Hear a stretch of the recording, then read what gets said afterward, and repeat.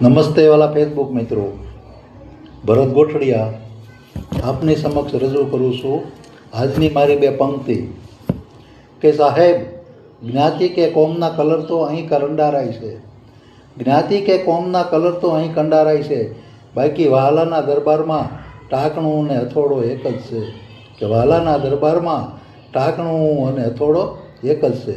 તો વાલા કહેવાનું તાત્પર્ય એ કે કોઈ પણ માણસ કે અથવા તો કોઈ પણ જીવજંતુ જન્મથી એક જીવ જ જન્મે છે.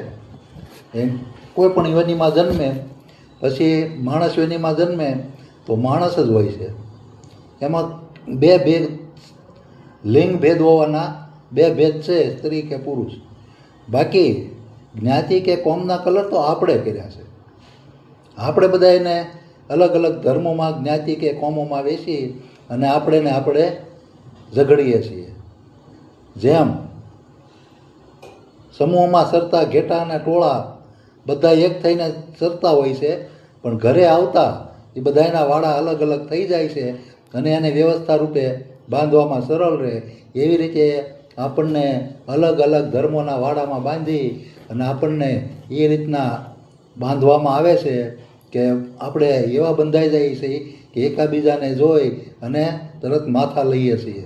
વાસ્તવમાં બધા એક સાથે રહેનારા પૃથ્વીના જીવ છીએ, પણ આ વસ્તુ આપણને સમજાતી નથી અને એવા તો જકડીને બાંધ્યા છે આપણને કે છૂટા થતા એકબીજા ઉપર અંદરો અંદર માથા લઈ અને ઝઘડવા લાગીએ છીએ.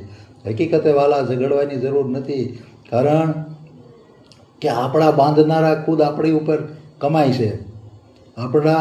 આપણને ખોટો ઉપદેશ આપી અલગ અલગ રાખનારાઓ ખુદ મોજ કરે છે, ખુદ અબજો કે કરોડોમાં રમે છે અને આપણે અંદરો અંદર ઝઘડી અને આપણું પોતાનું જ પતન કરીએ છીએ. તો આવું ક્યારેય ન થવું જોઈએ. તો આ માટે થઈ અને આપણે હકીકતે પોતાની જ્ઞાન દ્રષ્ટિથી સમજી અને દરેક જીવને સમાન ગણી સન્માન આપી અને જીવતા શીખવું જોઈએ.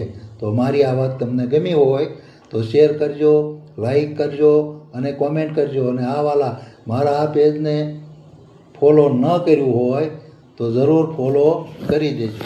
જય હિન્દ.